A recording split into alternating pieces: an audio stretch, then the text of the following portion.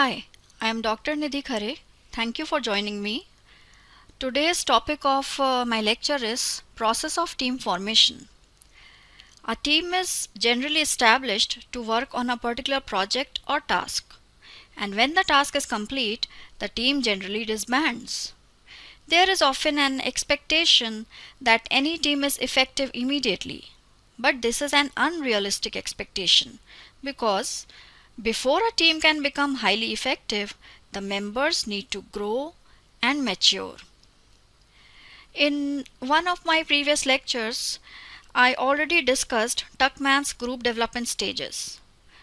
So today's lecture focuses on these 5 stages as suggested by Tuckman through which the team must progress to become highly effective.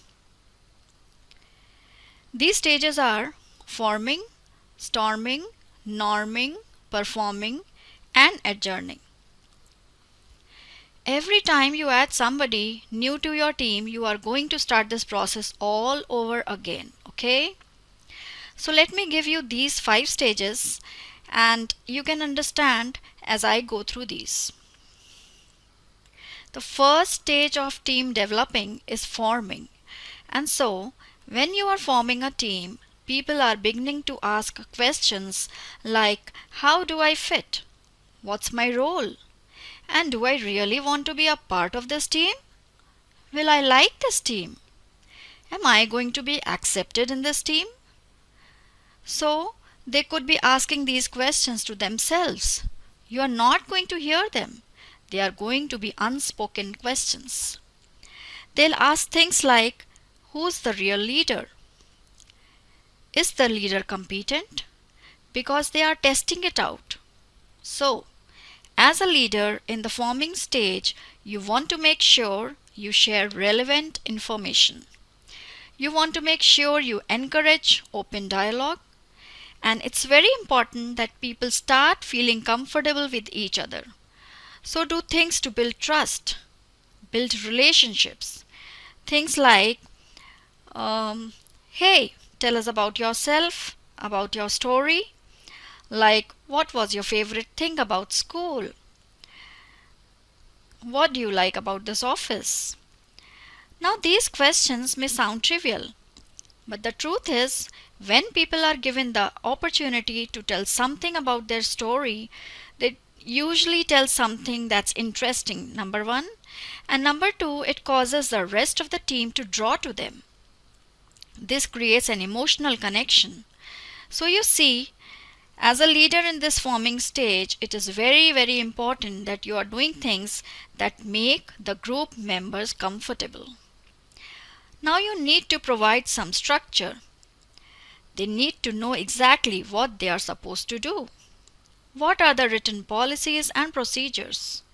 Just try to create an atmosphere and environment of trust. That's the biggest issue, building trust in the team. So that's stage 1. Eventually, someone's going to test the system. This is stage 2, storming. There may be some problem. A customer gets upset.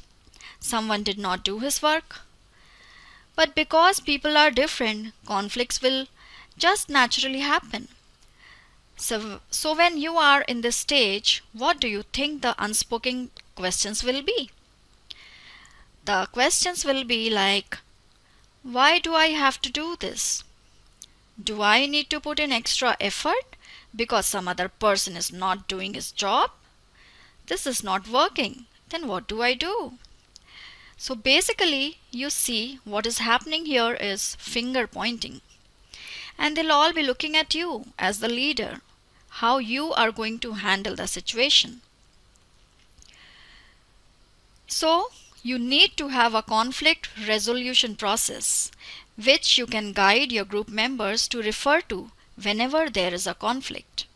So, engage the team in problem solving, in fixing the problem. So you are establishing some norms here for looking at different viewpoints. Can we learn from each other? Can we brainstorm? And so there would be a lot of teaching and training involved. So we need to move to this stage in a healthy way. because if we don't do that, we will develop unhealthy ways of dealing with conflict. And what will result is a culture of gossiping, backbiting, backstabbing, mistrust, and so it is very, very, very important that we have a strategy of dealing with conflict. If you do a good job at this point, you move to the next stage, which is norming. You establish norms. This is how we function here. And when you get to this stage, then team members are asking different questions. They are asking questions like, what can we really accomplish? Maybe we can do something really extraordinary. They start having higher thoughts about the company and what you all can do as a team. They are asking questions like, can we really develop true trust? Deep trust? And that's the kind of norm we want to create. So at this stage, it is important to talk openly about issues, to encourage members to be a part of managing the team.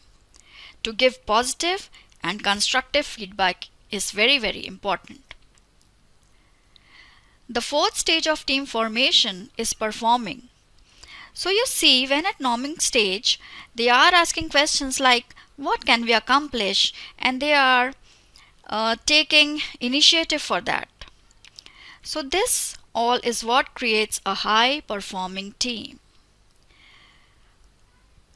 In the final adjourning stage, the team may disband because they have either completed the task or fellow members have left. Before the team disbands, they may reflect on their time together and then prepare to go their own ways. So effective teams don't just happen. They have to be led. So this is the process every team goes through. And these stages of team formation are critical for a team, and coaching can and does play a vital role in settling teams through the process of coming and working together. Thank you.